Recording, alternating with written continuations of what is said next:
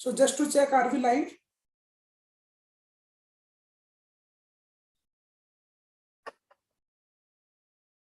Live video. Okay. So very good morning to one and all our members at the Tax Guru. Today we are speaking on the practical aspects of actuarial valuation in accounting of employee benefits, specifically on AS 15 and Ind AS 19. We will be covering the differences also in the different accounting standards. I am CA Kartikey, Kandoi, and actuary also by the profession. I am also a council member of the Institute of Actuaries of India and specially invited to the Accounting Standard Board of the ICAI. This program is run by the Tax Guru and it is a live webinar on the YouTube. So just as a disclaimer, this is a personal view of the presenter, myself, and not representing the Institute of Chartered Accountant of India or Institute of Actuaries. To give you a little idea about the Institute of Actuaries of India, so Institute of Actuaries of India is a statutory body which is set up under the Act of the Parliament, and actuaries are mainly known as a mathematical and statistical professionals, mainly deal in the insurance, risk advisory, employee benefits, data science, and so on. So this is also one of the professional career path. Now coming to our today's agenda, where we are going to discuss on the importance of actuarial valuation, that why this actuarial valuation is required, to which kind of organizations, entities it is required or not, to which type of benefits it is required. So importance of actuarial valuation we will discuss. Then we'll cover some of the very common employee benefits like gratuity and leave, what is the regulatory requirement and how to do the accounting provision for the same. Then we'll cover the actuarial aspect as well, that what are the key assumptions for actuarial valuation, what is the role of the company, role of auditor in analysis of assumption, and the impact of small change in assumption. That also we will discuss in our today's discussion. Calculation illustration also we will see, because many times it has been said by the auditors and our chartered accountant friends that हमें actuarial valuation का calculation समझ में नहीं आता है, जो report में देता है वो हम ले लेते हैं. So we will try to unfold that mystery and discuss some of the practical calculation example, how it is done. Then the practical aspect of actuarial valuation, points to be checked by the auditors, and key issues which are found by the Financial Reporting Review Board, Quality Review Board in the ICAI. Then lastly, we will discuss about the impact of Social Security Code on the gratuity provisioning, and we will have the Q&A discussion. You can post your questions in the chat of the YouTube, and I will try to address as we go along, or I will take up the question towards the end as well. So both options will be given to the participants. Now coming to the first topic, which we have the importance of actuarial valuation. So if you are aware, in ICAI there is a Financial Reporting Review Board, and what they do the checking of the annual report, within which they check whether the accounting standards are complied or not. And this is checked across all the accounting standards. And if you see this graph where they have highlighted the non-compliances in the accounting standard, so AS 15 is one of the topmost standard where they have found most non-compliances, and the AS 3. So what are the reason of these non-compliances, that we will discuss, and how these non-compliances can be converted into the compliances in your organization detail. And this is one of the reasons why this standard is very important. Now let us discuss the different type of employee benefits we have in the accounting standard 15 and Ind AS 19 both.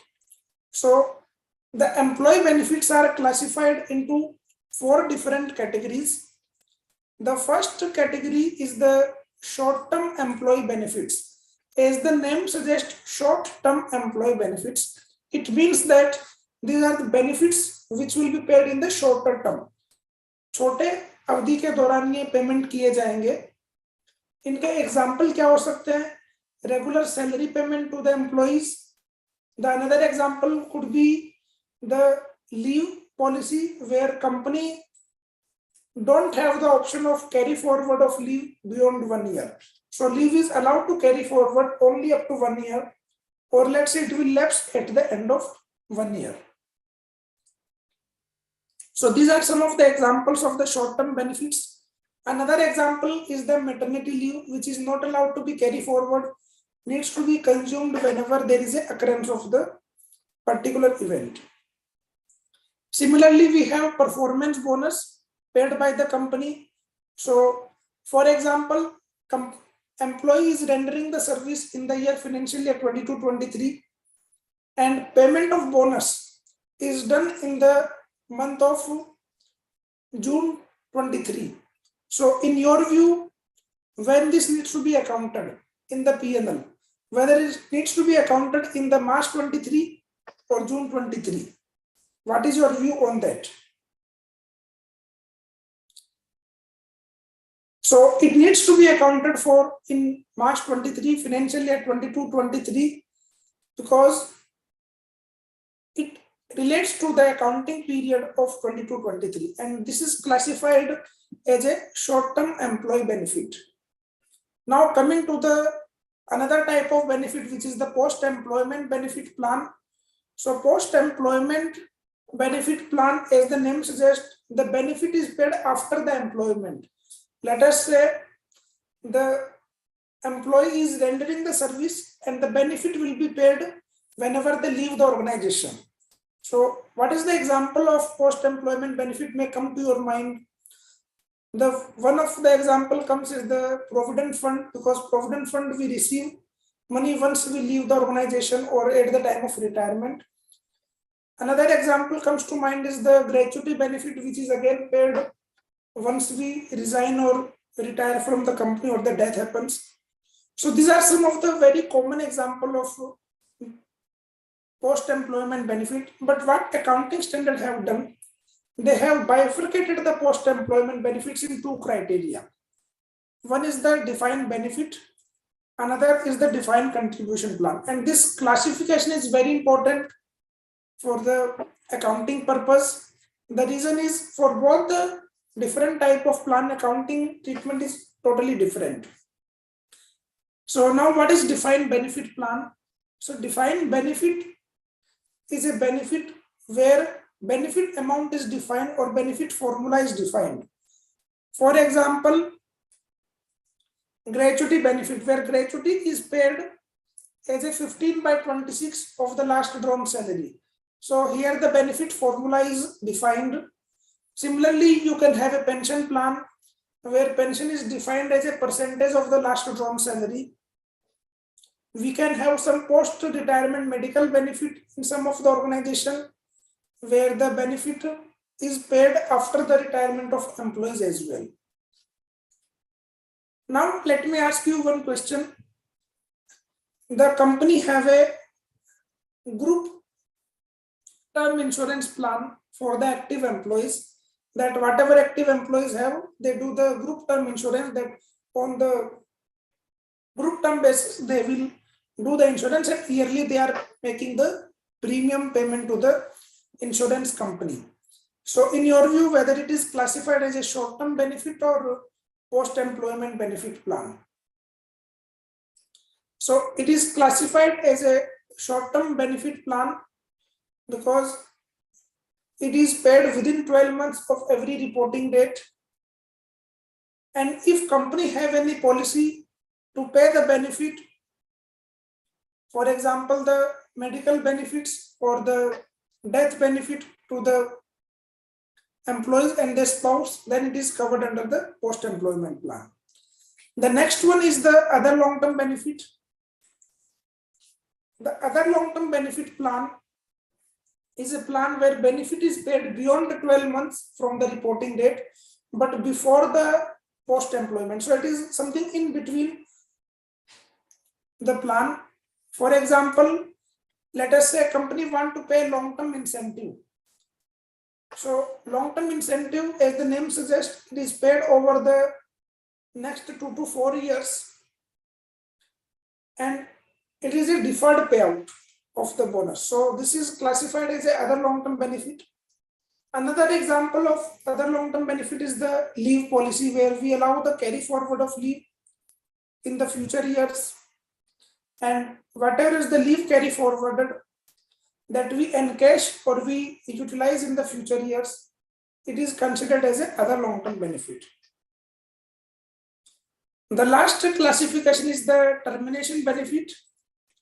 Termination benefit is the benefit where mainly the benefit is paid on the, whenever we terminate any employee, we launch any VRS plan or we do any restructuring.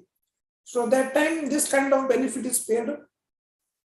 It is very less common in the practice, but the mainly you will see in your organizations the benefit like gratuity, provident fund, and the leave policy. These are the very common benefits you will find in your organization. The employee PF contribution to RPFC or EPFO, you can say, it is classified as a defined contribution plan. And if we talk about out of these benefits, which requires the actuarial valuation, so actuarial valuation provision is required only for the defined benefit plans and other long-term plans. Only for these categories of benefits, the actuarial valuation is required for the accounting provision. For other benefits, actuarial valuation is not required. Company needs to do accounting as per their own estimate. So let us say for short-term benefit, we need to book the accrued cost in the period of service. Similarly, for defined contribution plan, we need to record the cost on the accrual basis. For example, provident fund. So every month company have to contribute 12% to the EPFO, so that yearly salary 12% total amount will come as a PF cost, and we need to disclose in our financial statements about the contribution to PF, and in the accounting policy also we need to disclose. Now coming to the AS applicability for the companies, and then we will also discuss for the non-companies, because many times it has been found that we chartered accountant friends don't differentiate between the company and the entities. So there is a definition being given by the MCA for classification of companies into small and medium company SMC and the non-SMC. So in case of non-SMC company, it means it's a big company. ये छोटा company नहीं है, बड़ा company है. So what is the criteria? Criteria is based on the turnover. The turnover is more than 250 crore or borrowing is more than 50 crore. Then it will be classified as a non-SMC company. Otherwise, if the turnover is less than 250 crore plus borrowing is also less than 50 crore, then it is classified as a small and medium company. The detailed definition, if you want to read, it is given on this website link, but this is a quick summary that what is called as a SMC and the non-SMC. And to your knowledge that this classification of SMC, non-SMC is different than the non-corporate entities, because non-company entities, they need to follow the classification as per the ICAI and not as per the MCA. Now, why this classification is important? Because based on this classification of SMC and non-SMC, AS15 have certain relaxations. So what are these relaxations given to the small and medium company? The major relaxation is, if it is a small and medium company, they don't need to give a detailed disclosure in the notes to account, but at the same time, they need to ensure that provision in the books of accounts is made as per the actuarial valuation. So many times we feel that this provision requirement is also exempted. No, provision is still required as per the actuarial valuations for the SMC companies as well. What is exempted for SMC company is only the disclosure requirement. So any company, wherever they have, let's say, more than 10 employees, the Gratuity Act will apply, and the provision for gratuity, which is a defined benefit post-employment plan, they need to do the accounting provision as per the actuarial valuation PUCM method. This is a mandatory requirement. What is exempted for them is the detailed notes to account. But at the same time, notes to account, they need to give what is the significant accounting policy, and also need to give what is the assumptions on which provision is calculated and the provision amount. These disclosures are still required for the SMC companies. If it is a other long-term benefit like leave and long service award, in that case also, company needs to ensure that provision is done as per the actuarial valuation PUCM projected unit credit method. But in this case of long service award, detailed disclosure in notes to accounts are not required. Even for SMC company and non-SMC company, it is not required. Now let us discuss about the AS applicability, accounting standard applicability to the non-company entities. In case of non-company entities, it is bifurcated into 4 levels, level 1, 2, 3, and 4. Level 1 is again can be called as a biggest entity where turnover is more than 250 crore or borrowing is more than 50 crore. Then it is called as a level 1 entity. Any of these conditions satisfy, then it will come under the level 1. Level 2 is turnover 50 to 250 crore and borrowing 10 to 50 crore. Level 3, 10 crore to 50 crore turnover and borrowing 2 crore to 10 crore. And level 4 is turnover less than 10 crore, borrowing less than 2 crore. Why this criteria is important? Because for non-company entities, they have been bifurcated in such a way, if they are very small in the size, then they have certain relaxations from the accounting standard requirement. Because ICAI कहता है अगर छोटा organisation है, वो सारे AS follow करता रहेगा तो काम कभी करेगा. So उसके लिए जो सबसे छोटा ऑर्गेनाइजेशन है, level 4 entity, which is a micro entity, you can say, they have been relaxed from various accounting standards. So let us talk specifically for AS 15, because details of other accounting standards you can find in this link, which is given here. And this is applicable from April 2020. It's not that it is coming today. It is applicable from April 2020. So now coming to the requirement of AS 15, if it is a level 4 organization, which means turnover is less than 10 crore, borrowing is less than 2 crore, बहुत ही छोटा organization है. So they need to make the provision for gratuity and leave because it's an accrual principle. So provision they cannot deny, provision is required.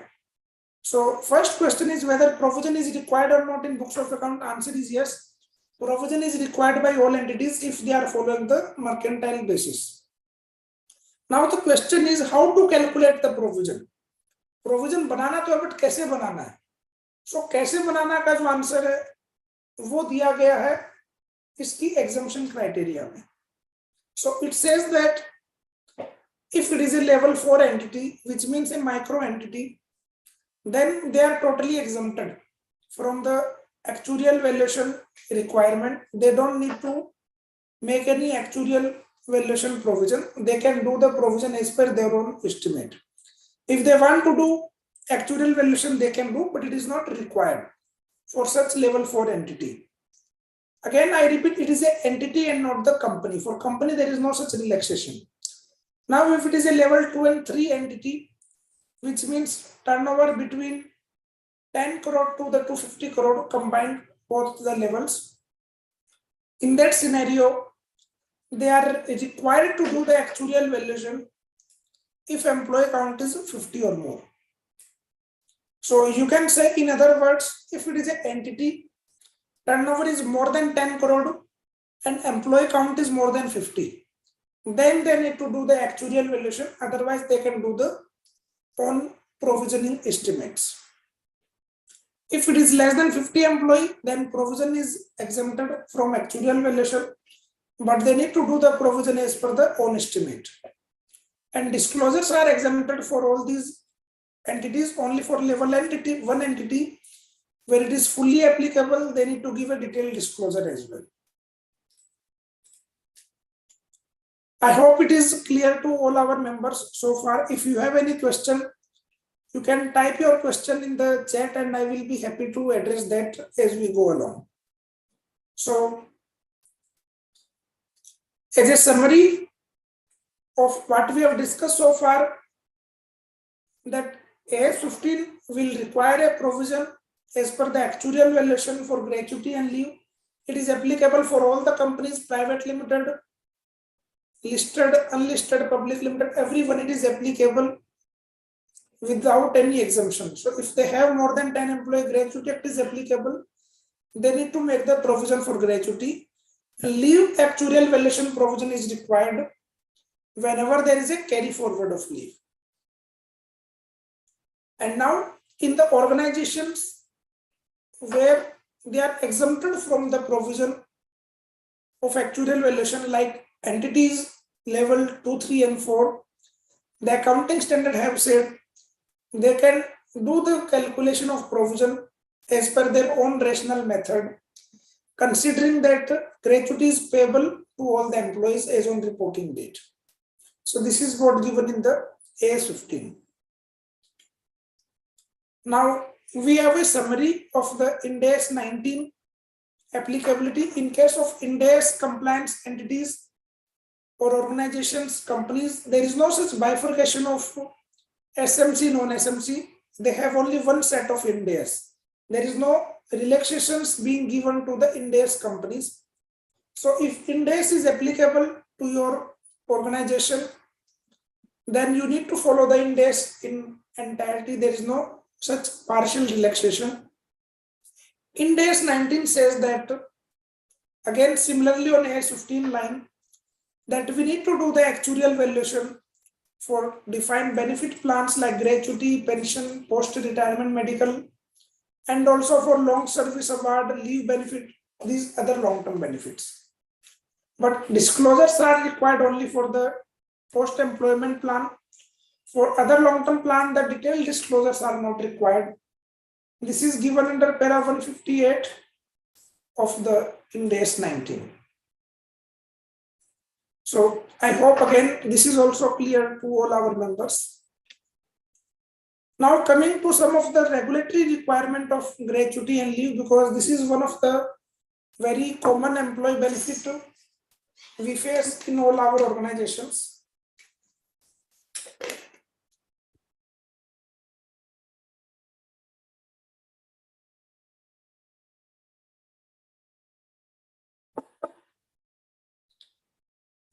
So first, let us talk about the gratuity benefit. As we all are aware that gratuity is currently governed by the Gratuity Act 1972, which is a central act which is applicable to all the states. And in this case, gratuity is applicable to all organizations wherever we have 10 or more employees. It says that we need to pay the gratuity on the separation from the company if service is 5 years or more. Further, in the section 4 of Gratuity Act, it says that there is a maximum limit on the gratuity amount as well. So gratuity maximum limit is currently 20 lakh rupees. And in income tax also there is a limit of this 20 lakh. So that 20 lakh limit in the Gratuity Act and Income Tax Act have both 20 lakhs, but significance of that 20 lakh limit is very important. Let me ask you one question, that there is a senior employee in the company, let us say with a high service of 20-30 years, and based on the 15/26 formula of the gratuity and the last drawn basic salary, etc., and the service, the calculated gratuity amount comes to 50 lakhs, let us say, for the time being. So the question is, company want to pay the benefit as per the statutory requirement. They don't want to pay anything extra. The company philosophy is very simple. Whatever is required as per regulation, we will pay. Over and above mandatory requirement, we will not pay anything. So now in this kind of scenario, in your view, what is the company liability of gratuity? 20 lakhs or 50 lakhs? You can type your answer in the chat over there.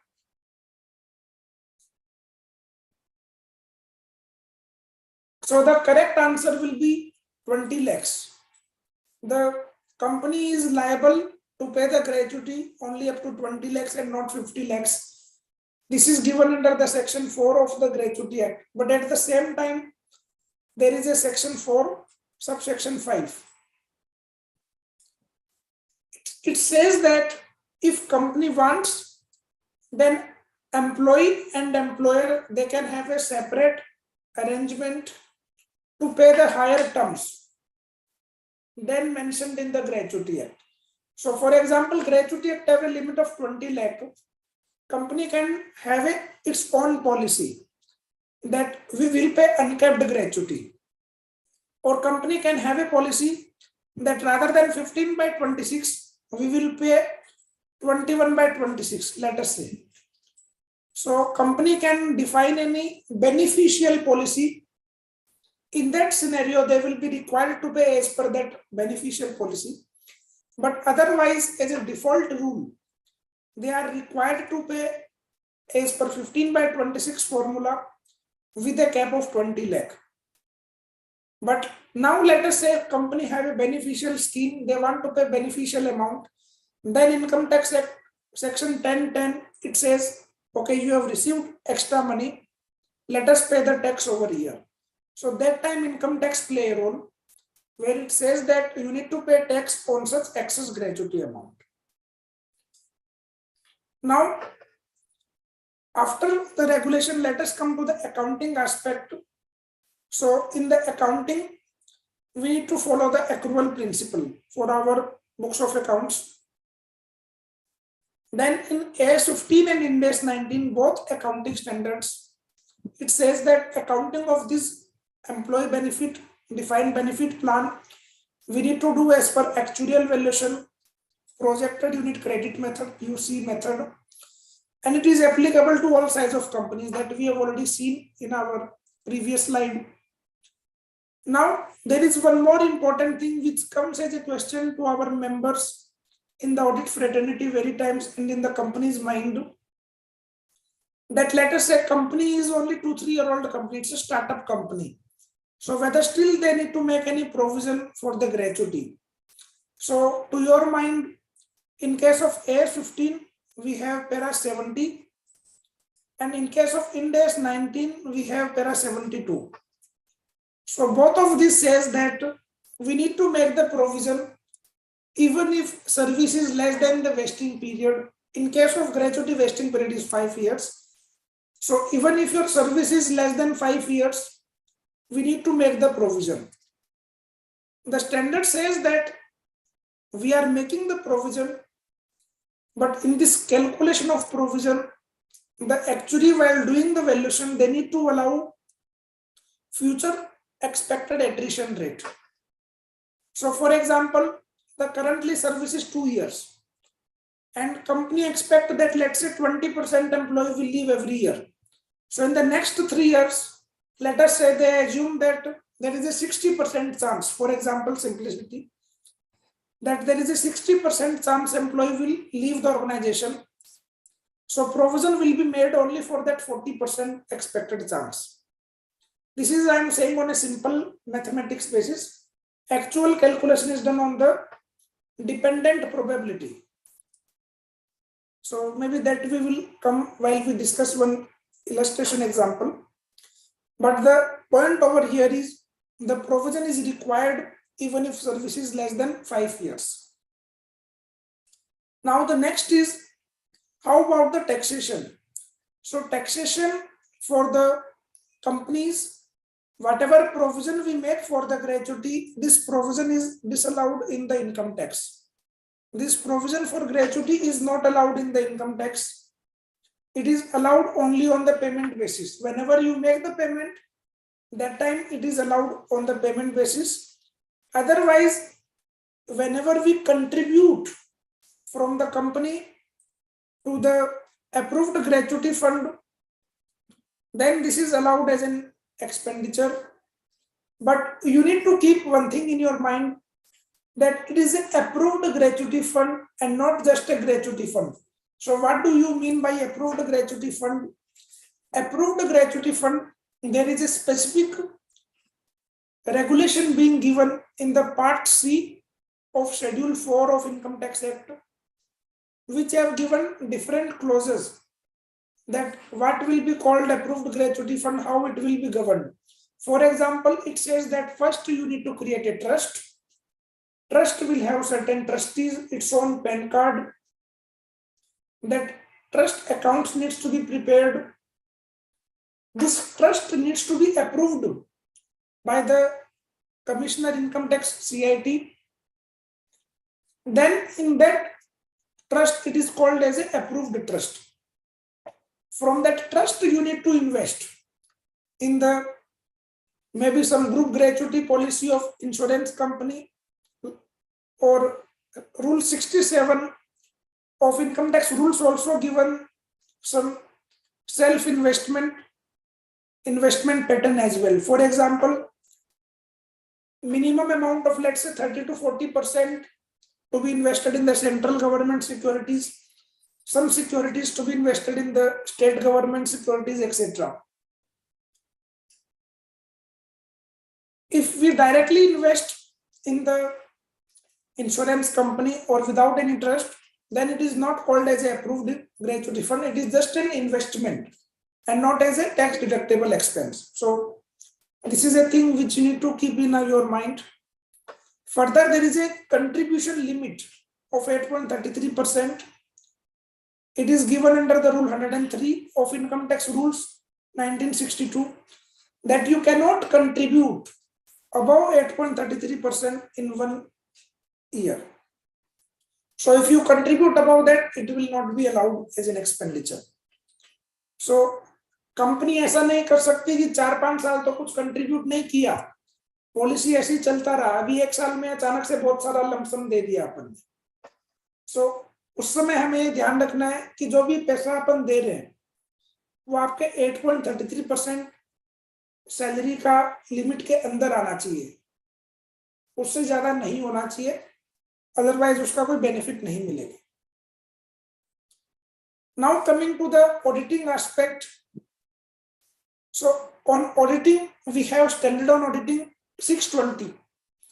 SA 620 says that refers to the use of experts for the actuaries in case of employee benefits. So it says that wherever there are defined benefit obligations like post-employment plan or long service award or these other long-term benefits like these kind of policies, then provision of such plans we need to do as per the actuarial valuation, we need to rely on their report. Further, they have given certain conditions and requirements on auditors as well, that what they need to check, what they need to ensure, that we will cover in the next slides when we talk about the issues being identified by the quality review board in SA 620. That time we will discuss this in detail again. And there are certain issues being found in the AS 15 and Ind AS 19 compliances by the Financial Reporting Review Board of ICI. That also we will discuss. So what are these issues being identified that we will cover in the later part. So now let me take up some questions from our members. One question is, can you please cover in case of company where there is no carry forward of leave, but leave reset period is December year end, accounting year is March, whether this is short term? Yes, it is a short term benefit because accounts are prepared in the month of March. So whatever accumulated leave balance we have in the March for that 3 months period, let us say for 3 months you got a 6 days of leave credit, let's say, and out of 6 days employee have utilized 4 leaves on an average, let's say. So 2 days of leave balance you have. So for that 2 leave days, you need to consider the short-term leave balance, and you need to make the provision also for that 2 days. How to calculate the provision for 2 days? You need to estimate how much of that leave balance will be encashed and how much will be availed. So based on that, you need to prepare the provision. The next question is, how company can pay higher gratuity to only CEO without attracting higher tax? So basically, first of all, company need to have a policy under section 4(5) that they can pay the higher gratuity, number 1. Number 2, if it is a higher gratuity than the Gratuity Act, then it will be taxable under section 10(10) of Gratuity Act. There is no scapegoat from that provision because section 10(10) have given a particular criteria. What is exempted under Gratuity Act? It is 15/26, actual gratuity received or 20 lakhs, whichever is lower of these 3 values. Further, you need to know in the Income Tax Act, the 20 lakh exemption is a lifetime limit. मान लीजिए आपका high salaried CEO है और वो पहले एक organisation में काम करते थे, वहां से उनको पहले 8 लाख का ग्रेचुटी मिला हुआ है जो उनको टैक्स फ्री हो गया था उस समय पे. अभी यहाँ पे उनका सर्विस 5 साल से ज्यादा हो गया, इनको ग्रेचुटी दोबारा मिल रहा है इस ऑर्गेनाइजेशन में. So gratuity act applies to the organization. So organization will calculate the gratuity as per 20 lakh limit. They will pay the gratuity. But for that individual assessee, he will be taxed gratuity if it is exceeding 12 lakhs, because out of 20 lakh lifetime limit, 8 lakh he has already consumed in the past. So balance lifetime limit is only 12 lakhs. So we need to ensure that income tax limit is a lifetime limit on the assessee, and gratuity limit in the Gratuity Act is on the company and not on the assessee. So I hope it is clear on both parts. There is a question, can you please explain the part provision to be made even if service less than 5 years? Okay, so let's say you are a company, startup company, let's say 2 years old company. So the accounting standard in AS 15, there is a paragraph 70. So that paragraph 70 says that even if service is less than the vesting service, then also you need to make the provision. So now, what is vesting years in case of gratuity? It is 5 years. So we need to consider the provision for gratuity for less than 5-year company as well. Further, it says that whenever we calculate this provision of service less than 5-year employee, we need to apply the attrition to calculate the provision amount, because provision will be proportionated. It will not be 100%. I hope it is clear now. Another question is, what should be the definition of salary for leave encashment? So the leave encashment salary is driven by the company leave policy. Some companies have a leave policy of basic salary. Some organizations have gross salary. It is a mixed practice. Further, one also need to check the Shop Establishment Act. what is given in the Shop Establishment Act for that particular organization about the wages definition, because they have also given the wage definition, what needs to be considered for salary encashment.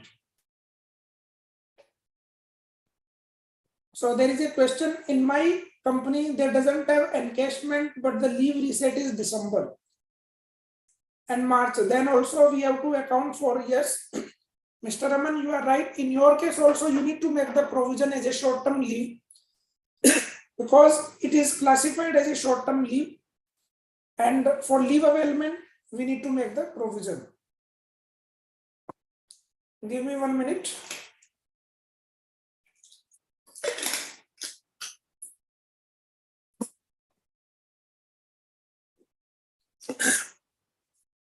Okay, one more question on the gratuity. If the formula is 30/26 and gratuity amount is within 20 lakhs, is tax applicable on difference amount as per new formula?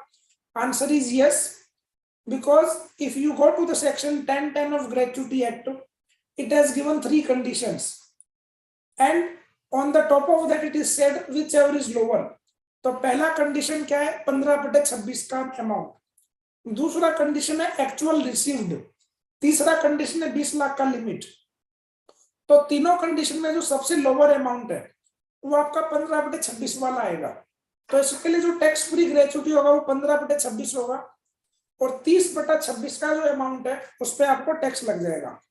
लेकिन हाँ, as a tax adviser यहाँ पे आपको ध्यान देने की आवश्यकता है कि there is a section 89 relief available on the gratuity, जहां पे आपको पिछले साल का एवरेज टैक्स रेट निकालना है. उसके ऊपर ज्यादा डिटेल में मैंने इसके अपेंडिक्स में एक स्लाइड रखा हुआ, वो आप रिफर कर सकते हैं बाद में. But for the purpose of discussion the answer is yes, it is taxable for the excess amount above 15 days gratuity. So now let us discuss one very important new requirement in the tax audit guidance note. As of now, it is still in the draft mode till today, but it is very likely to be notified very soon because the draft comment window was over around 2 to 3 weeks back only. And we hope it will be announced very soon. So basically the requirement of gratuity provision is not new. It is coming from very long years.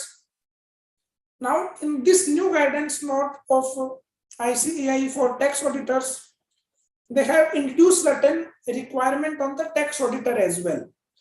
So what is mentioned in this, I have also given the link where you can download this whole guidance note, and it is available on page 149.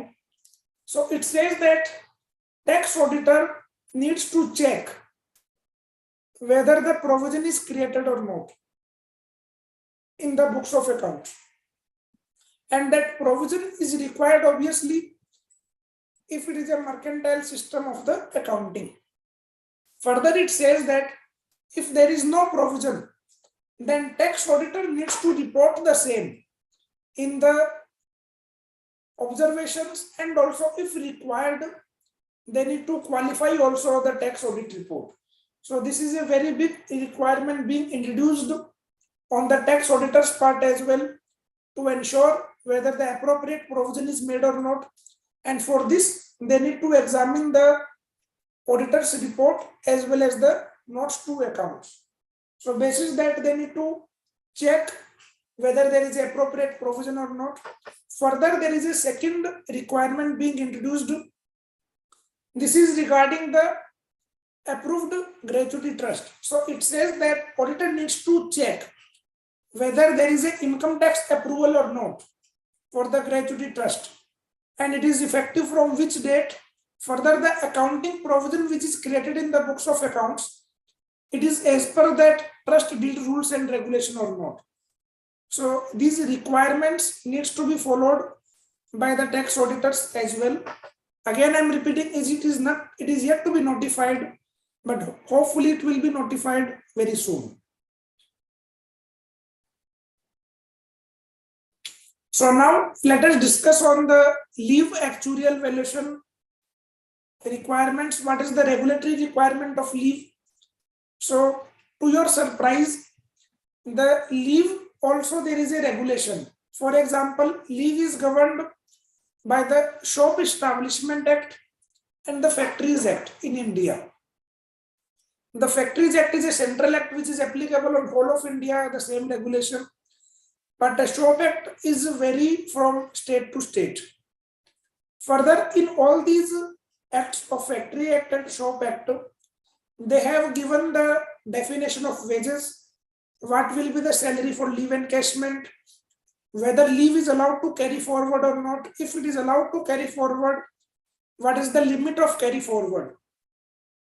Then it also says that what is the encashment on separation, whether we need to do any encashment or not. So all these things are given in the. Why not we discuss some of the prominent Shop Act? So if you go through the Maharashtra, Karnataka and Delhi Shop Act, they have a limit of carry forward that up to 45 days we need to carry forward the leave. So for example, let us say in a year, you get a credit of 24 days of leave, let's say, and 10 days are not consumed out of that. It is a balanced leave. So there is a mandatory requirement in that Shop Establishment Act that company need to carry forward this 10 days of leave every year. And this carry forward is required up to 45 days. Beyond 45, they can definitely lapse the leave. But 45 days carry forward is mandatory. Similarly, if organization is covered under Factories Act, Rajasthan Shop Act, this limit is going to 30 days. If you are covered under Gujarat Shop Establishment Act, then limit is 63 days.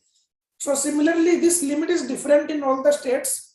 Some of them may have 42, 48 also, but more or less there is some limit. This is what I can say. And top of that, all this act also says that encashment is mandatory. So whenever you resign or separate from the company, there is a mandatory requirement, then company need to encash such leaves. Now comes the accounting standard. The accounting standard says that we need to follow the accrual principle, and AS 15 Ind AS 19 is applicable on this. And we need to make the provision as a other long-term benefit plan whenever company have a long-term carry forward of leave. So we can see that all these actors have a requirement of carry forward of leave. So we need to ensure in your companies, in your clients, they have an appropriate leave policy for carry forward of leave.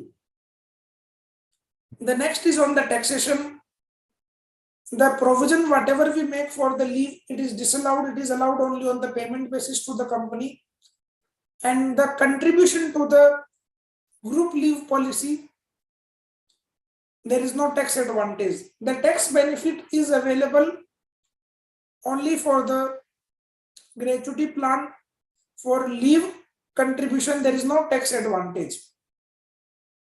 Similarly, in auditing side, there is a requirement of SE 620 to make the provision for leave plans as per actuarial valuations. And AS 15 and Ind AS 19, they have certain non-compliances being found by the Financial Reporting Review Board. So I hope it is clear to all our members now that why this provision is required for leave encashment and gratuity and their regulatory requirement, because many times without having the proper information, we may be not following the requirement of the labor law, and then company may get into the trouble. Okay, so there is a one question from one participant about the factory in the Karnataka. So see, Factories Act 1948, which have a carry forward limit of 30 days. So then they are necessary to carry forward the leave up to 30 days. They cannot have any leave policy which doesn't allow carry forward up to 30 days. So if they have such policy, then it is a violation of labor law, and suitable action can be taken by the department anytime. So now let us discuss what are the different type of compensated leave plans there for the organizations. So there is a question, is less than 45 is fine? So less than 45 is not appropriate as per the Shop Establishment Act. It requires that minimum limit is 45. So for example, company can have a policy that carry forward is 80 days, 60 days, but they cannot have a leave policy of carry forward of 40 days, 30 days, wherever there is a requirement of 45. So 45 is a minimum carry forward, not a maximum. So company can have a cap of above 45 if they want to give a higher benefit, but not less than 45. So I hope this answers your question. Now coming to the what are the different leave policies being available in the companies and how to do the accounting of same. So one is, company may have certain leave policy where it is not allowed to accumulate. So what is not allowed to accumulate? For example, maternity leave, paternity leave, or let's say some sick leave, which is not allowed to carry forward. So accounting standard says, whenever such leaves is consumed, you make a provision and you need to charge the P&L that time whenever there is a actual leave utilization for such leave. As these leaves are not allowed to carry forward, in the end of year, the provision is required 0. There is no requirement of provision. We need to book the expense only on the actual occurrence of the event. Provision is not required because there is no carry forward. So it is very straightforward. In case of accumulating leave, means carry forward is allowed. There can be two type of leave policy. One is short term, means carry forward up to 12 months only. So in that also, there can be further bifurcation, like one of our member have asked that company allow the encashment or company not allow the encashment. So accounting standard says in both these scenarios, we need to make the provision for the leave. If it is a encashable leave or non-encashable leave, on the short term part, we need to make a provision, but actuarial valuation is not required. Further, to your knowledge, there is a relaxation being given for the SMC companies that if it is a short-term leave under the non-vesting criteria, then provision for this kind of leave is also not required for SMC level of company. So SMC means small and medium company, turnover 250 crore से कम है, borrowing 50 crore से कम है. अगर वो SMC company है तो ये type के लीव का प्रोविजन करने की आवश्यकता नहीं है. लेकिन अगर आपका नॉन एसएमसी ऑर्गेनाइजेशन है तो आपको ये टाइप के लीव का भी प्रोविजन करना पड़ेगा. बट दोनों ही केस में एक्चुअली का रिक्वायरमेंट नहीं आएगा, because for the short term leave there is no requirement of the actuary. The actuary requirement will come only in the long-term leaves and not on the short-term leaves. So for long-term leave, it says that long-term leave can be again vesting leave and non-vesting means encashment या तो allowed है या encashment allowed नहीं है. For example, कई companies में sick leave की policy होती है कि sick leave कैरी फॉरवर्ड करेगी एम्प्लॉय के रिटायरमेंट तक, बट उसका encashment कभी नहीं होगा. Employee is allowed to utilize the leave for the future period. So accounting standard says that company can do the provision, and in fact they are required to do the provision for both this type of policy. So actuarial valuation provision is required for both of the vesting and non-vesting leaves if it is under the short-term leave. And again, if it is a SMC or non-SMC, there is no relaxation in this. The relaxation of SMC So non-provisioning of this leave was available only for the short term and only to the part of the non-vesting leave. For this kind of plan, there is no relaxation under long-term benefit for the small and medium company. I hope it is clear to all our members.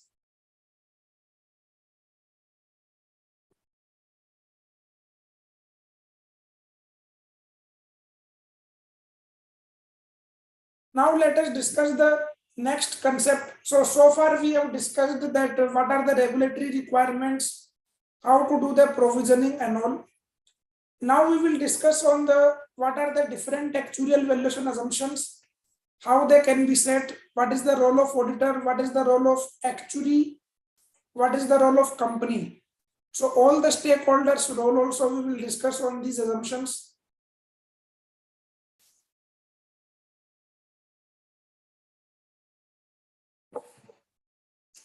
Before that, if you have any question on the previous discussion so far, you can ask your question in the chat. I will happy to address that. So there is one more question. In case of SMC, non-vesting short. So let me show you that. So basically the link I have already shown. The link you can see over here, which is given for company. This is the company and this is the link I have given for accounting period after 1/4/21. This is the link you can refer. The page number is also given. And further, if you want to read, let me show you some of the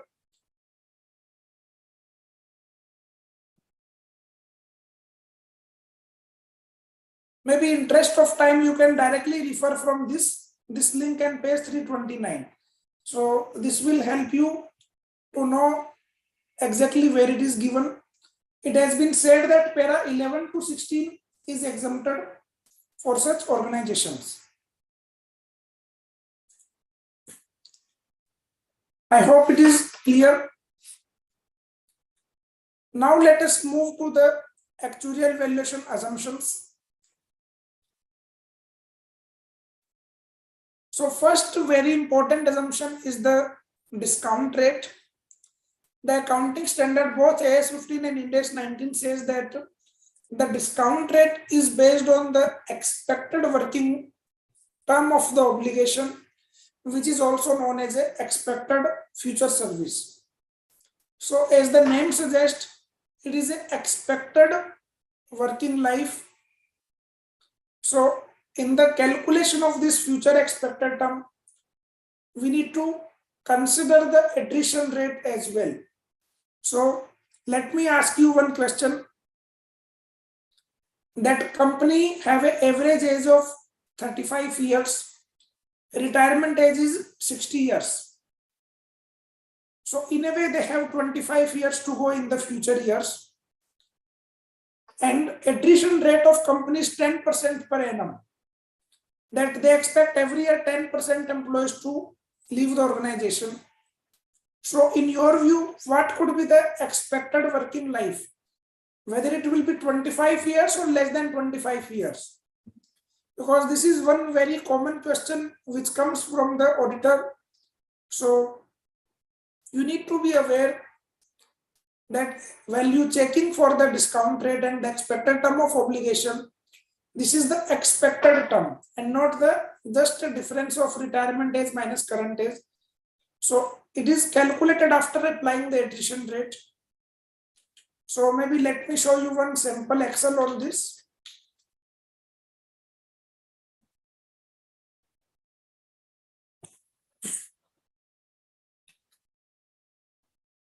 So let us say your current age is 35 years and retirement age is 60 years. So if we say that nobody will leave the company, attrition rate is 10%, only death will happen.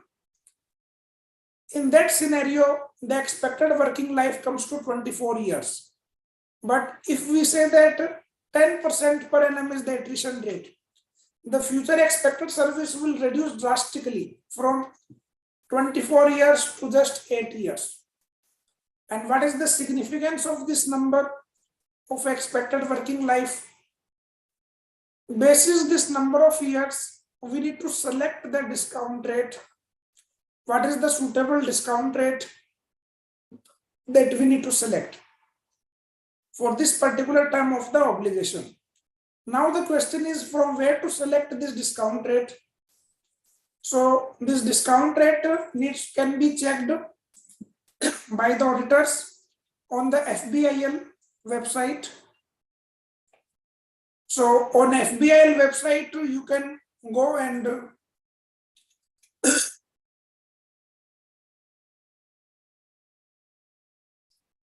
so on that website, we have fixed income securities tab.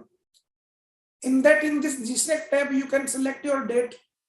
For example, you want to check for 30th June valuation, let's say. So you can select the 30th June. And like this, you can download this GSEC file.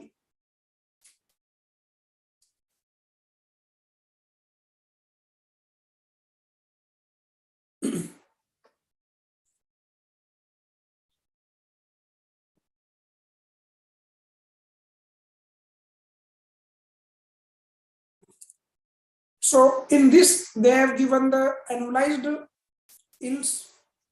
So in this, the tenure is also given, annualized yield is also given. So you can select as per your appropriate term. So this is how auditors can cross-check the discount rate as part of the checking for the reasonableness of assumptions.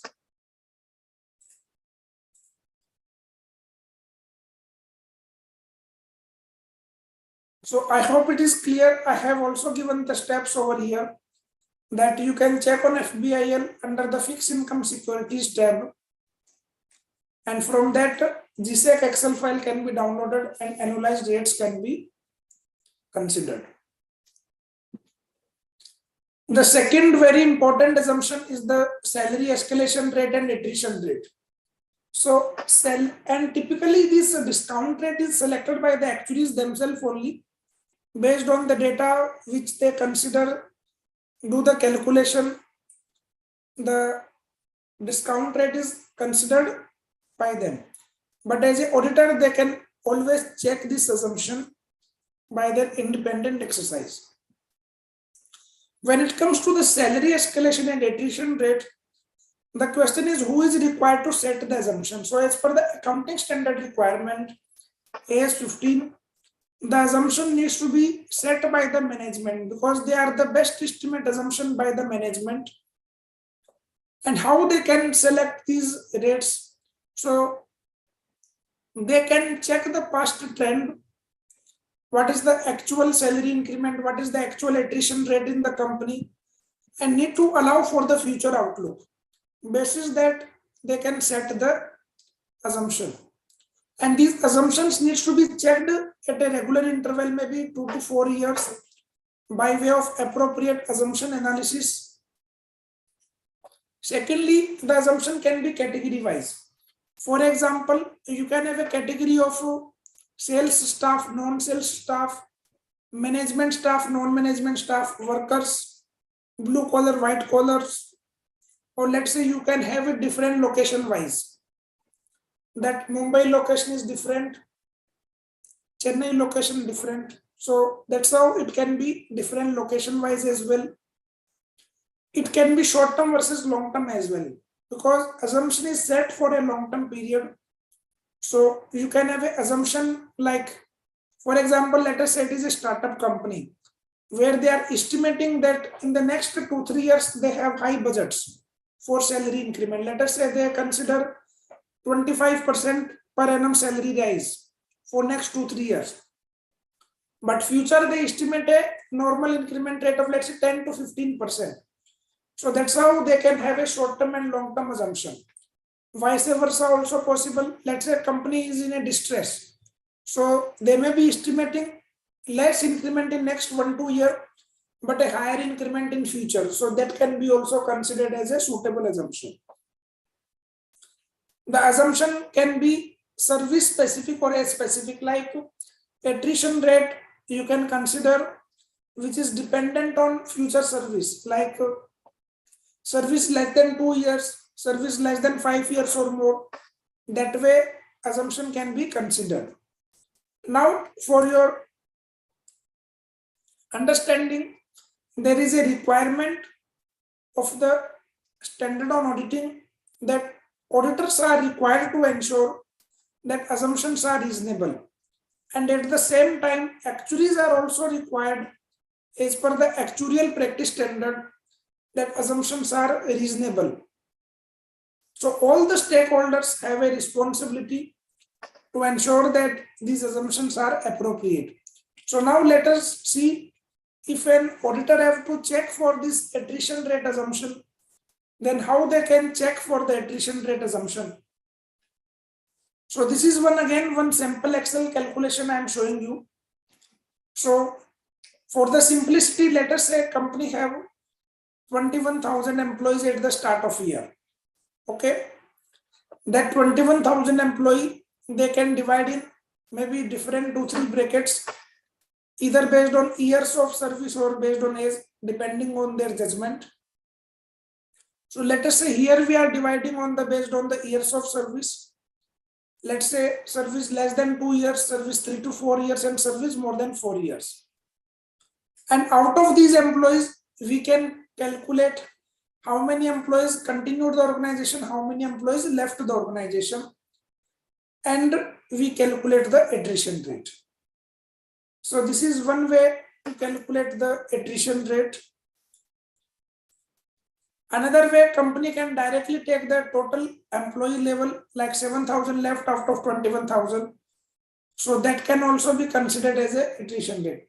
But whenever company have more number of employees data available, it is better that appropriate analysis is done either based on years of service basis or age basis. That will give a more credible, useful analysis to the company. So I hope it is clear to our friends. Now let us move to the another one important assumption of leave availment rate for the leave actuarial valuations. So the leave availment rate is used for the expected leave utilization in the future years out of the current accumulated leave balance. So let us say the employee have a leave balance of 40 days in the current year. In the next year, they get a credit of another 24 days, but employee utilize 30 days in the next year. So 24 days they consumed from the next year credit, 6 days used from the opening leave balance. So 6 days consumed from the opening 40 leave. This is called as a leave availment. And what happens when you consume these 6 days? Employee receive full CTC. Company can't say that since you are utilizing all the leave, we will give you only basic salary. They will get full salary. So the accounting standard says that we need to make the provision for such leave on the full salary CTC basis only, and not just on the basic salary. Further, we should check the past trend and allow for the future outlook while calculating these leave availment rates. I have given 2 different possible formulas to calculate the leave availment rate. Like the example we discussed just now, we can check the leave availed less leave credit, like 30 leave availed, 24 credit. So 6 divided by opening balance of 40. That will give a leave availment rate. And whenever the leave avail is less than credited, the availment rate will be 0. Then you can take an average of all employees, maybe simple average or weighted average as per your professional judgment. Alternatively, we can check how many leaves have reduced from the last year and the ratio of that to the opening leave, that we can consider as a leave availment. One thing is very important for auditors to check while doing the audit of the leave report, that salary considered for leave availment should be the CTC salary, For leave encashment salary, it can be basic salary as per the company leave policy. So this is one thing the auditing member should take care of the rule. So here we have this post-retirement mortality rate. So if your company have a post-retirement medical schemes like pension, PRMB, etc. So in that case, they need to ensure that latest available mortality table is utilized for the valuation purpose, and current latest available table is the Indian individual annuitants table 1215, and as per that they need to do the valuation. Now coming to the calculation example of actuarial valuation. If any queries so far, you can post so we can discuss that.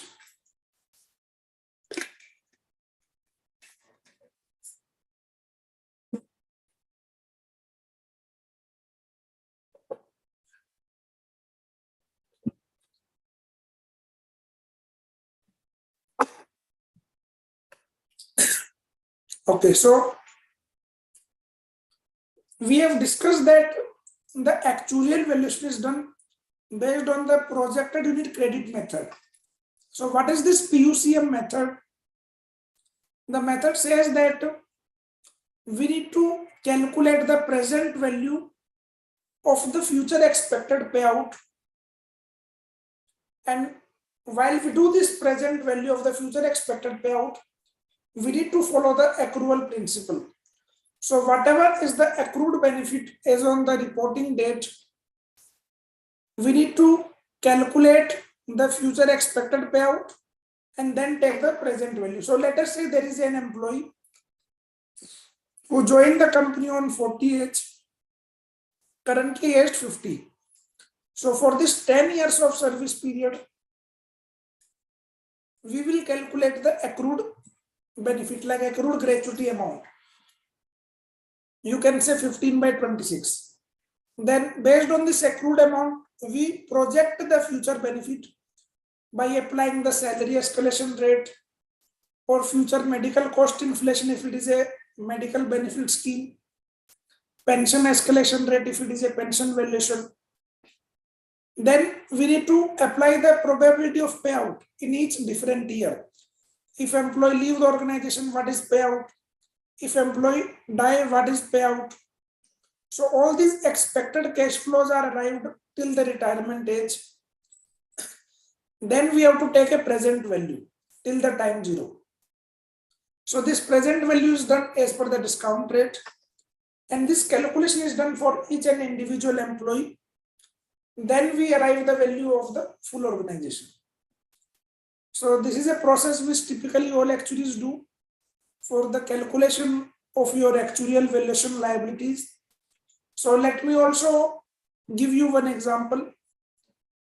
Let's say the average salary of your particular employee is 85,000 for that particular employee, and the person is aged 30 years with a service of 2 years.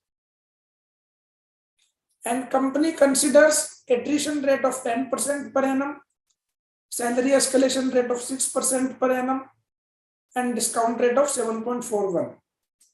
So first step is to calculate the accrued amount of gratuity, which is 15/26 multiplied by 2 years of service multiplied by the basic salary. So based on that, we arrive at the accrued amount of gratuity, which is again kept at the 20 lakhs as per the company gratuity policy. So this accrued amount we have for the gratuity, but we don't have to make a provision for this amount. We have to make a provision for the present value of the future expected payout. So what can happen with this employee, since current age is only 2 years? He can leave the organization in next 3 years. So let us say attrition rate is 10% per annum.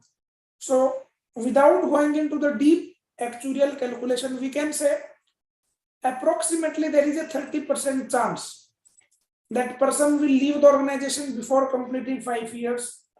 So you can say there is a 70% chance that he will continue the organization. So ideally your provision for this person should be approximately 70K, approximately, without doing much of the detailed mathematical calculation of the actuarial valuation. So now let us see what will come as a calculated actuarial provision for this person. The first step is to project the accrued amount, like this 1 lakh of current value. It is projected in the future years after applying the salary escalation rate. Then we have to apply the death rate and the attrition rate to arrive at the expected payout. So you can see that expected payout in these initial years, in these 3 years, you can say this expected payout is very small amount. So can any of you tell me what could be the reason for this small expected payout and why it is very high amount after these 3 years? The reason is, in the first 3 years, if employee leave the organization, he resign the organization, the gratuity amount is 0 in case of resignation. But let us say if the death happens in the first 3 years, then in case of death, yes, he will get the gratuity, but the death probability is very low. That's why you can see it is a very small amount. And once the person complete 5 years, whenever they leave the organization, gratuity will be paid. So, and why it is on a lower side? Because as the attrition rate is 10% per annum, so probability of person continuing in these future years is low. That's why the expected payout is lower in all these years. And last year, why expected payout is very high? Because now employee will retire from the company. So expected payout will be paid on the retirement. What is actuarial liability? Actuarial liability is present value of all these payouts till the time 0 at this stage. And in this particular case, the present value comes to 62,000. So 70K, which we estimated, was just a simple estimate without doing much of the detailed mathematics. But actual calculation comes to 62,000 because we need to apply future salary escalation rate, death rate, discount rate, and attrition rate also we need to apply, not just simply 10% and 30% overall 3 years. It is applied as a conditional probability. So that's why the actual number is different than what we have seen there as an estimate. So I hope it is clear to our friends now that how actuarial valuation calculation is done. Now let us discuss about some of the practical aspects of actuarial valuation and what are the different audit checkpoints we need to do.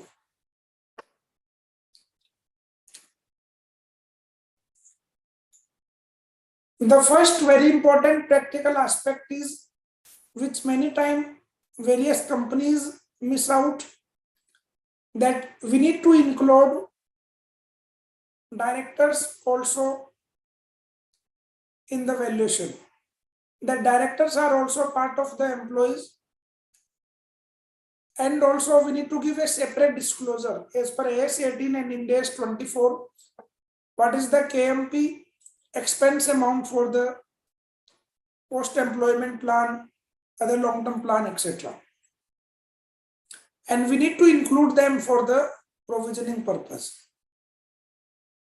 The next is, we need to check benefit scheme is as per the company policy and as per the actuarial valuation report, both are same.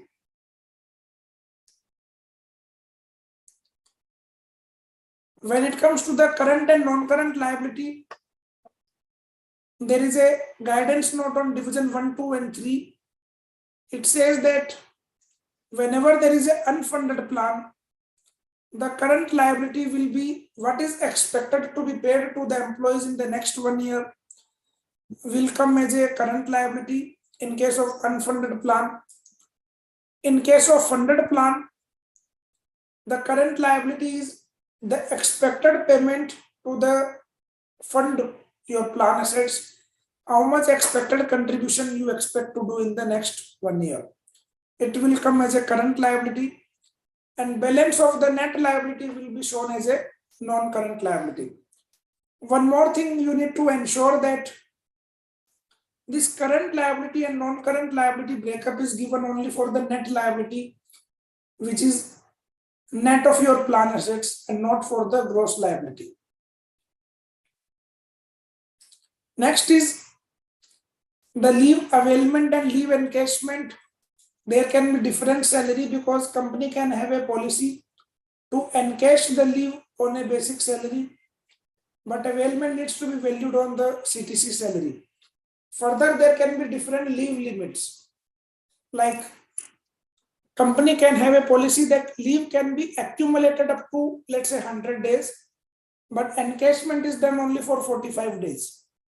So both these limits needs to be used in the actuarial valuation appropriately to ensure correct provision of the leave.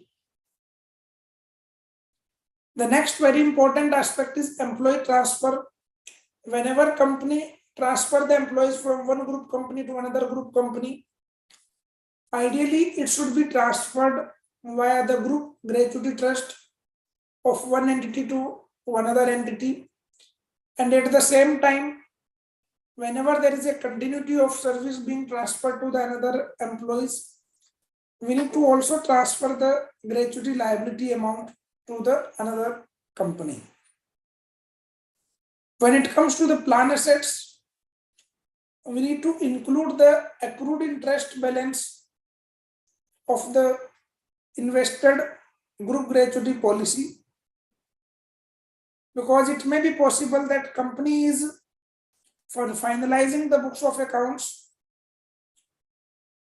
early, and by that time insurance company have not declared the interest. So in such scenario, suitable accrued interest should be added in the plan assets, and any trust bank balance is also part of the plan assets should be considered in the assets of the company. Basically, plan assets, it will be included, and when it comes to the balance sheet, it will be net amount of defined benefit obligation less plan assets. Is there any question so far, or we can move to the next aspect of common issues being found by the Financial Reporting Review Board?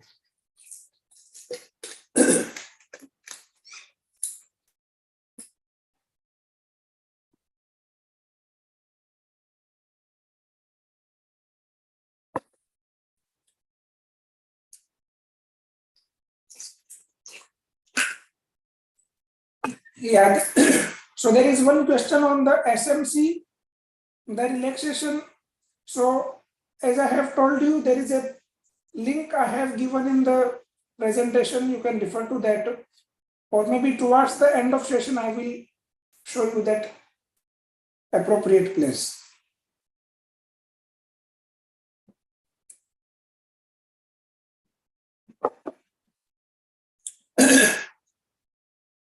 Now coming to the common errors found by the Financial Reporting Review Board, both in AS 15 and in AS 19.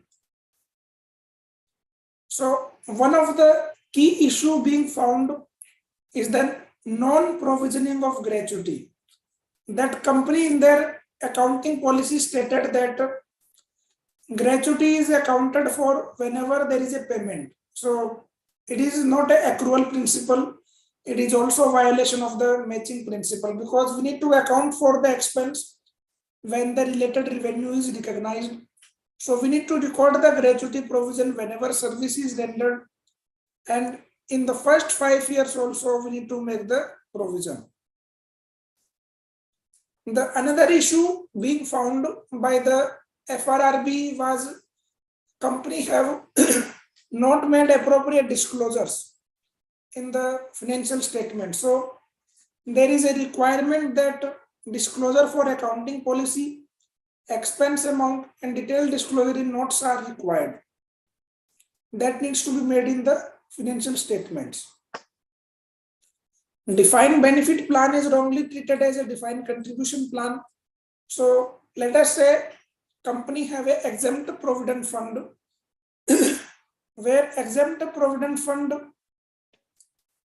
have an interest rate guarantee limit that if they earn interest lower than the EPFO rate of return, they need to get the balance amount from the company to give the same interest to the employees.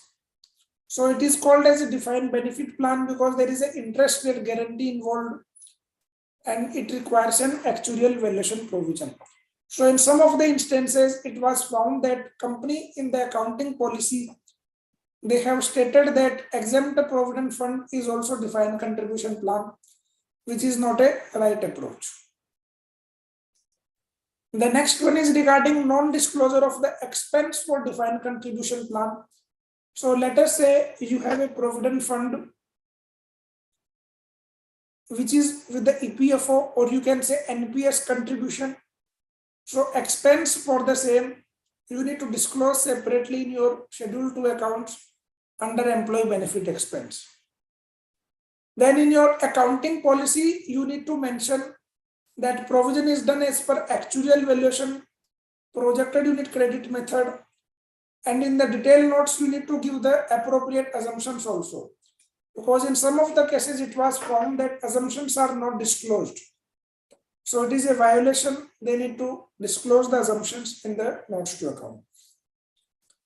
Then actuarial gain loss is not recognized appropriately. You see what happens in case of Ind AS 19 for the post-employment defined benefit obligations, the actuarial gain loss is to be recognized in the other comprehensive income. Whereas in case of AS 15, this actuarial gain loss is recognized in the P&L account only. So there was accounting errors found in case of Ind AS 19 where this actuarial gain loss is not recognized appropriately. Secondly, for Ind AS 19 companies, for other long-term plans, the actuarial gain loss is still recognized in the P&L and not in the OCI. So on that point also, some of the accounting errors have been found. The next one is the provision for long service award, like leave or the deferred compensation benefit. The company have made the provision without actuarial valuation. It is also an accounting error. So I hope now you will ensure that in your companies where you consult or your organization, you will not have those accounting errors. These are some of the issues which are found by the Quality Review Board, QRB, and mainly related to SA 620 standalone auditing 620 because this is our subject matter for the present discussion. So what are the issues being found? That auditor has not evaluated properly. What they have not evaluated, that actually have the necessary competence, capability, and objectivity of the auditor's purpose. For example, there is a work of the employee benefit actuarial valuation. So they need to ensure that actually have a necessary experience of employee benefit. They have the certificate of practice being given by the Actuarial Institute. The second issue being found is the not evaluating about the relevance and reasonableness of the assumptions and methods which are used by the actuary. So now let us see what are the possible solutions. So first issue solution is auditor can check for the qualification and the COP of the actuary, because the COP is being issued by the Institute of Actuaries of India with a area of expertise. For example, whether member is expert in the employee benefits, whether they have the COP or not for insurance work, if there is a work of the insurance. Similarly, one more thing is there, similar to the Chartered Accountant Act, Actuaries Act also have a provision that company is not allowed to practice, only proprietorship firm and the partnership firm is allowed to practice. So if you are receiving any actuarial report of company, then it is not valid actuarial as per the Actuarial Act. Next is regarding the reasonableness of assumption. The auditor needs to check whether assumptions are reasonable. Like we have discussed one simple Excel calculation, how we can check the reasonableness of assumption. You can do some calculation at your end, or you can ask the simple question to the HR team that how many people left during the year, and basis that you can get to know about the actual trend in the attrition. Similarly, salary escalation rate you can check, because what we have seen in some of the scenarios where actual attrition rate is, let's say 15 to 20, 30%, but company is using only 2 or 3% attrition rate. So these kind of things should not be accepted by the auditors. They should challenge certain assumptions. And also they should encourage the companies to do appropriate assumption analysis at a regular interval. Either they can do themselves or they can ask the actuary to do such analysis. So now let us come to some of the sample audit checkpoints, that if you are doing the audit of this actuarial valuation report, what are the certain points you need to check. One of the very important check is the gratuity scheme is in line with the Gratuity Act, or company is having some different scheme. For example, company have a different scheme of no capped gratuity, but provision is done different scheme. So this needs to be checked. Again, similar checking requirement is now imposed on the tax auditor as well, to ensure that provision is done as per the tax deed regulations. Next is the employee data should be appropriate, complete and cut off. For example, whether employee data relates to 31st March or not, that needs to be checked. This data should include all employees, even service less than 5-year employees should also be included in the calculation of gratuity provision. If it is a leave actuarial valuation, then you need to ensure that whatever leave balance you have, they are accrued leave balances on date of reporting. For example, company follow a leave policy of Jan to December, and they will credit the leave balance in the next year. So in that scenario, you need to ensure that for accrued leave balance of January, February, March 23, the accrued leave balance of 3 months should be added in the closing leave balance. So the leave balance should be the accrued leave balance and not just the leave balance showing on the HR portal. So this is one very important point auditor needs to check. Then the encashment salary for leave availment has to be the full salary and not just the basic salary. For the calculation of leave provision, they need to ensure that leave divisor is appropriate, because some companies have leave divisor of 30 days, some have 26 days as per the company leave policy. Then treatment for due but not paid liability, like some employee left in the March month of 23, you are making the provision on 31st March, and by 31st March it is not paid. It is a due but not paid amount. So for such amount also we need to create a provision in our actuarial reports, and this should be appropriately accounted for. There can be certain employee transfer, so employee gratuity or leave, whatever is the case may be, the assets and liability should be transferred in and transferred out in both the organizations. Then one very important check required by the auditor is the reasonableness of assumptions, whether assumptions are reasonable, they are appropriate or not. So this needs to be checked because SA 620 have specifically put this requirement on the statutory auditors. Further, the auditor should check for the reasonableness of actuarial gain loss, whether actuarial gain loss and more specifically the experience adjustment in that, whether it is too high or too low as compared to previous year, what is the valid reason. So basically the actuarial gain loss experience adjustment reflects the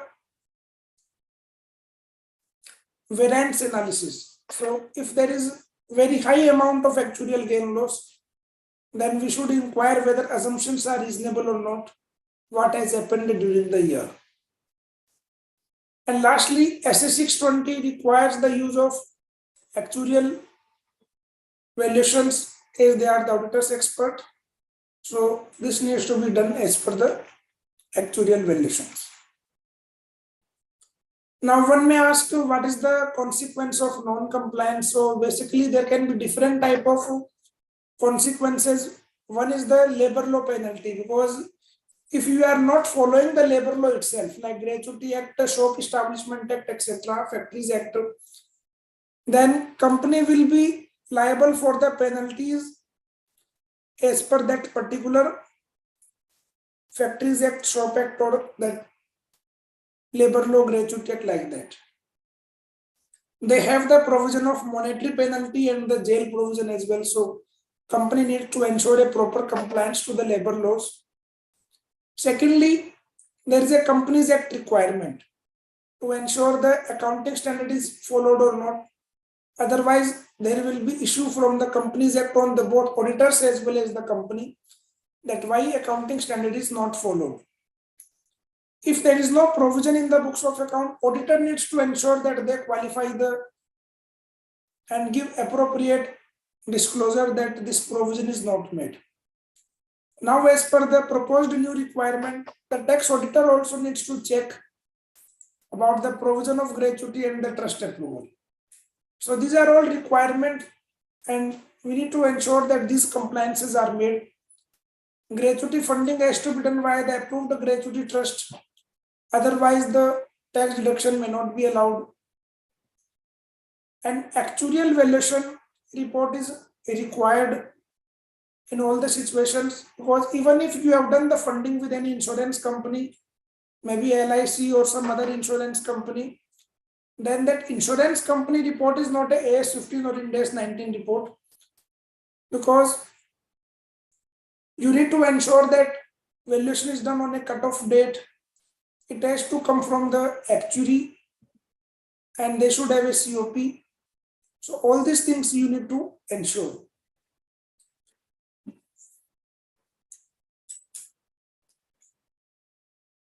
So I hope it is clear to all our members.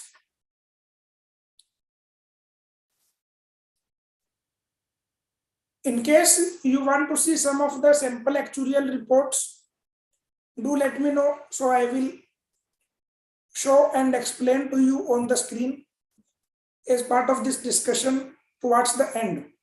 So in case you are interested, do let me know on the chat on that YouTube whether you are interested to see the sample actuarial reports. Meanwhile, let us discuss about the impact of Social Security Code on the gratuity cost. So just a little glimpse about the Social Security Code. So government, what they are doing, they are creating 4 different codes, like wage code, Social Security Code, Occupation Health Safety Code, and one more. So what they are doing, they are combining all the old labor laws compliances into 4 codes. And there is a Social Security Code which will include the Gratuity Act, more specifically the PF Act, which is very important to our companies. This will be clubbed under the Social Security Code. The current status of Social Security Code is, it is approved by the Parliament, but it is not yet notified. When it is notified, it is not known. Because why it is not yet notified? Because the rules under this Social Security Code are not yet finalized. So this is the reason it is not yet notified. But companies need to know what are the key changes in the Social Security Code. So one of the key change which comes as part of the Social Security Code is the definition of wages. So definition of wages is given under section 288 of the Social Security Code. It says that all type of remunerations, whether by way of salary or allowances or otherwise, in whatever terms they are expressed, they will be considered as a wages. So all type of allowances, salaries, etc., it will be called as a wages. So this is first part of the definition. The second part of definition have specific inclusions. So there are 3 inclusions being specifically given. One is the basic salary, dearness allowance, and the retaining allowance. Basic pay is always available in almost all our companies. In private companies, these 2 allowances are very less frequently available. So this basic salary is a compulsory inclusion. Then they have specific exclusion that these items will never come under the wages. So what is this specific exclusion? Any bonus which is paid as per the law. For example, bonus act is there, which is again part of the wage code. So any bonus as per the law, any housing accommodation, HRA, conveyance allowance, overtime allowance, these are the common benefit which you can find in the organizations.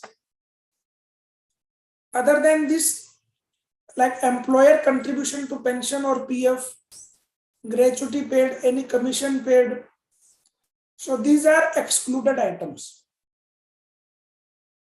Now there is one proviso to this definition. It says that all these exclusion items cannot be more than 50% of the total remuneration. So let us say if your total remuneration is 100 rupees, so these exclusion, these 8 to 10 different items, they cannot be more than 50. Let us say if it is more than 50, let us say it is 60 rupees, then excess of 50, which is 10 rupees, will clubbed in the wages. But let us say if these exclusion items are only 30 rupees, let's say, then this proviso will have no effect. So what is the practical issue now? The practical issue is whatever is not covered in this list of inclusion exclusion, where they will go. Because the primary definition of wages itself is a global definition, like it covers everything. It says all salary, allowances, otherwise everything is covered under the wages. So the view which is being taken is that if let's say a company pay any variable pay, any bonus which is other than law, or let's say company pay any special allowance, personal allowance, that kind of number, then it will be clubbed under the wages. And this wages will be used for the purpose of all the gratuity, PF, etc. So the new code is likely to increase the base salary amount, or you can say wages, which is to be used for the calculation. There is some more changes specific to gratuity.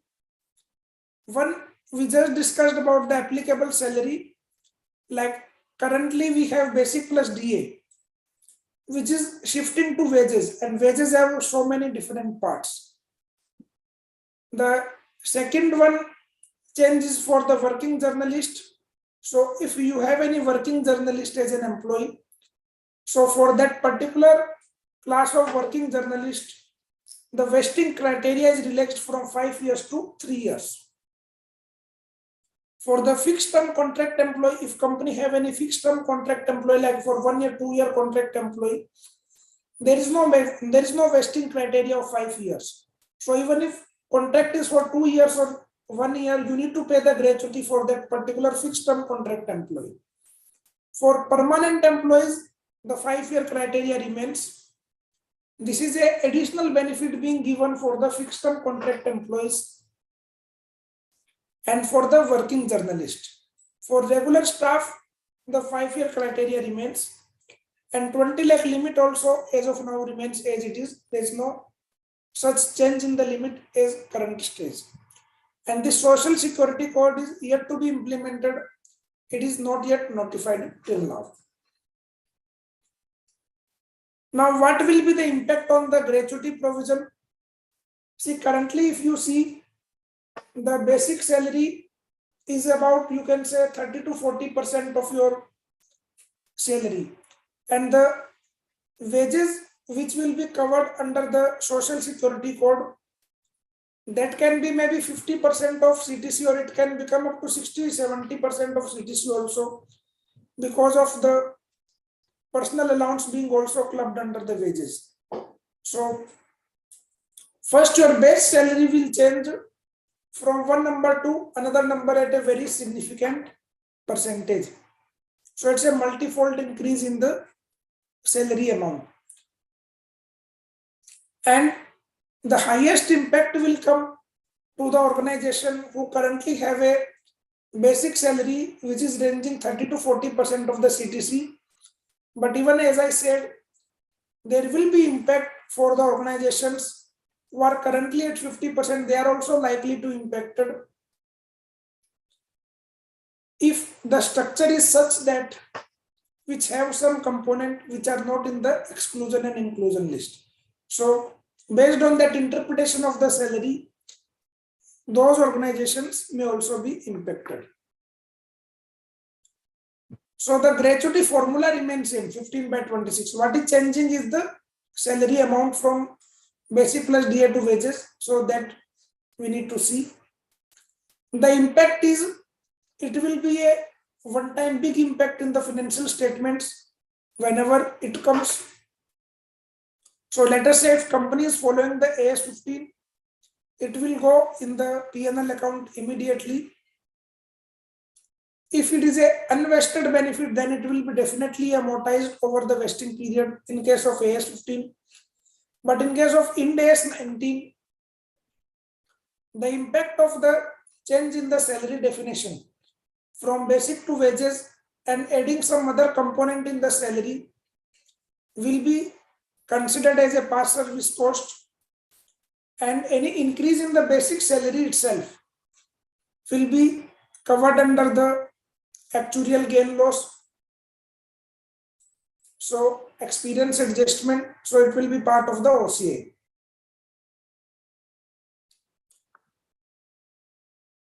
And important point is, the impact in the PNL will not be just proportionate increase. Like for example, you say that currently we are at 35% of the CTC, we are making it 50%. So 50/35 will be impact on the PNL. No, because the gratuity depends on the number of years of service. The higher the years of service, the more will be impact. Secondly, impact will depend on 20 lakh cap. For example, employee has already reached the 20 lakh cap. So there will be no impact on gratuity cost because he has already reached 20 lakhs gratuity. So if the salary is 2 lakhs or 5 lakh, that will make no difference to the gratuity. But at the same time, if company have an uncapped gratuity, they are likely to be impacted highest. So companies needs to ensure what type of gratuity policy they should keep, so they can do appropriate cost benefit analysis at the right time, so they can take a timely decision. So this is all about the actuarial valuations, the requirement of actuarial valuations, the role of auditor, role of actuaries and all. So now let us discuss some of the questions. The one member is saying, can you please share the average? Yeah, that we will share the Excel working file. I will ask the team, maybe they will upload or they will share to the participants. And also the PDF of this presentation will also be shown to the members, given to the members. Now let me show you the sample actuarial report. If you have any other question, you are free to post on the chat.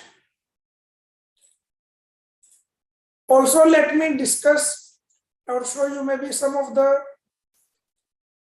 opportunities which are available to the professionals and more specifically the chartered accountants. As we discussed, the gratuity fund is very important under section 3615, which will require the gratuity trust setup, income tax approval, and then yearly audits. So all these are the avenues for the CA fraternity where they can help their companies. Further, they can advise the company for the group gratuity plan of the insurance company, maybe LIC or other private insurance company as per the risk appetite of the company. Then there is a lot of scope available for CA friends in the labor law consulting and the leave policy designing, because company should have a compliant policy with the appropriate design where it is a cost-effective policy. Then lastly, there is a huge demand supply gap of the actuaries, because number of actuaries as of today is only 600 and the requirement of actuaries is immense. So like I am a CA plus actuary, and a person who is a CA plus actuary, they can do both practice if they want to do, and so they can get the benefit of both the professions. So this is all from the opportunities. Okay, there is one question, throw the light on the phantom liability. So what is phantom stock, which we have briefly highlighted in other long-term benefits? So basically, in case of Ind AS 19, ESOPs are out of the scope of Ind AS 19 or AS 15, because ESOP is covered under the separate guidance note of ICAI for AS compliant companies and the separate Ind AS 102. So what happens? Sometime company who want to give a cash settled deferred incentive to the employees, but it is not linked to the company share price. It is linked to certain dummy units. So they create some dummy units, or you can say dummy shares, which is not the equity share. Based on that, they give a incentive to the employee. It is called phantom stock. So how it is created? Let us say company create 1 lakh units as a dummy units, and per unit price is calculated based on the turnover. Let's say turnover of company is 10 lakh rupees, let's say, and units they have created 1 lakh. So per unit price is 10 rupees. Now they have allocated these units to the employees as a ESOP, you can say, or as a cash incentive, and based on the change in the price of this unit, employee will get a remuneration in the future as a long-term incentive plan. So in the future, the price what employee receive will depend on the increase in the turnover. So the accounting standard says, since the benefit is not linked to the equity share price, it is not covered under the Ind AS 102, but it is an employee benefit, which is a long-term benefit plan. It is covered under the Ind AS 19 and the AS 15. So for this type of plan, for the phantom stocks, we need to do the actuarial valuation for the provision both under AS 15 and the Ind AS 19. So the qualification, minimum qualification is if we have 12 plus, after that any member can start the actuary. For chartered accountants, the entrance exam is exempted. And as part of actuarial curriculum, there are total 13 exams plus one entrance exam. So entrance exam is exempted for chartered accountant, plus out of 13 exam, one of the last stage exam, you can say number 12th paper, it is exempted for chartered accountants as a professional. So this is the facility available to the CAs, that these two exams are exempted for them. Okay, there is a question, what is DA forming part of retirement benefit or not forming? So dearness allowance will mainly depend on the company scheme. For example, if it is a gratuity plan, pension plan, then DA is part of the retirement benefits. In some of the cases, pension plan of the organizations, they may have only basic salary as part of the benefit structure. So it depends on your benefit scheme. For example, if you are a central government employee, then pension you receive is based on the basic plus DA. Again, in PSU and bank also similar kind of pension scheme is there. So it depends what kind of scheme is there. In gratuity, DA is always part of the gratuity scheme. But again, for banks, they have two type of different scheme for gratuity. One is Gratuity Act, one is the gratuity scheme for the banks, where they have the higher benefit, but for the higher benefit, they don't have the DA. So there are two calculation is done. One is the Gratuity Act calculation, another is the banking calculation of gratuity. They get whichever is higher of both. So it will depend from company to company, organization to organization, which benefit is applicable to them. Okay, so this is all from my side on this actuarial valuation topic. Maybe just let me see if I can show you that SMC one, which one member was asking.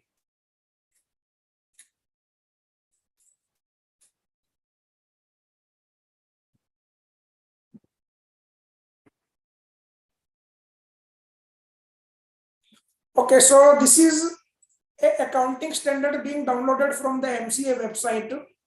So para 11 to 16 deals with the short-term employee benefits, and this is the proviso after para 16 which is relevant to you, which says that if it is a small and medium sized company as defined in the notification, they may not comply with the para 11 to 16 of the standard to the extent they deal with the recognition measurement of short-term accumulated compensated expenses which are non-vesting. So this part is relevant to you, that if it is a small and medium company where there are non-vesting short-term leaves, and the definition of what is non-vesting is also given, short-term accumulating leave in respect of employees are not entitled to cash payment of unused entitlement. So if this is the type of leave, you are a small and medium enterprise company, then you don't require to make any provision for the actuarial valuation. Yeah, so actuarial report, I can just show you maybe in a quick time. Let us say this is one simple AS15 actuarial report. See, calculation example I have already discussed with you. See, actuarial report, the key thing for accounting entry purpose, you need to watch out for the balance sheet reconciliation table. Mainly all actuaries give this kind of balance sheet reconciliation, where they give what is the opening net liability. For example, this company, the opening net liability is 5 crore. Then P&L amount will be 1.5 crore. So the accounting entry for this will be P&L account debit to provision for gratuity. And since this is a funded plan, company have contributed the 74 lakhs to the fund. So for this funded amount of 74 lakhs, the accounting entry will be provision for gratuity account debit to bank account. It's a contribution amount. Then the closing liability is here. So for accounting entry side, only 2 accounting entries are required. In this, from notes to account side, there is a detailed notes to account which is there. And from auditor side, you need to check whether assumption is appropriate, like attrition rate 5%, it is reasonable or not. Salary escalation rate of 8% is reasonable or not. That you need to check and discuss with the company. And these are all the detailed notes to account that goes in the financial statement notes. But from accounting entry standpoint, you can pass the accounting entry, which is mainly for the balance sheet reconciliation, and no specific need to pass separate accounting entries for all these disclosure items. The point is, you need to ensure that from your actuarial report, current and non-current liability should match in your financial statements. And this balance sheet reconciliation table is very important, where it should match your what is going to P&L. If it is a in-days report, let us say in-days gratuity report, the actuary will be giving the amount which will go into the OCI also. Because in case of gratuity kind of plan, in case of in-days 19, amount is also going to the OCI. So all these things needs to be taken care that appropriate accounting is being done.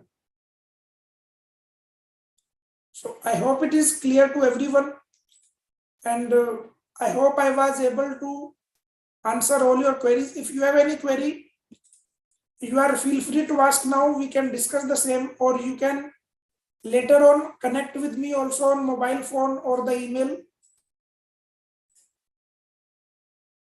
And also, if you have any suggestion or points to be raised, your voice for the Institute of Actuaries of India or the Accounting Standard Board, you can communicate me to pass your message regarding this topic. Thank you very much. If you have any question, we can discuss or we can end the session for now.